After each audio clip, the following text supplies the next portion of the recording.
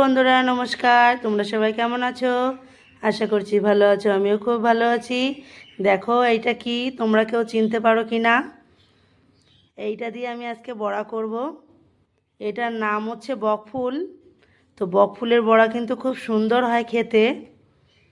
তো চলো দেখে নিই এরপরে কি হয়। তারপরে এগুলো বেছে নেব। এর ভিতরে একটা শিরা রয়েছে। এই বকফুলের ভিতর থেকে কিন্তু এইটা ফেলে দিতে হবে। ভালো করে দেখে নিও তোমরা। এইটা আমি ফেলে দিলাম। খুব সুন্দর করে কিন্তু আমি এগুলো মানে পরিষ্কার করে নেব। এই প্রত্যেকটা ফুলের বকফুলের ভিতর থেকে এই শীটটা বের করে নেব। এটা কিন্তু ফেলে দিতে হয়, ফেলে সুন্দর করে করে নেব।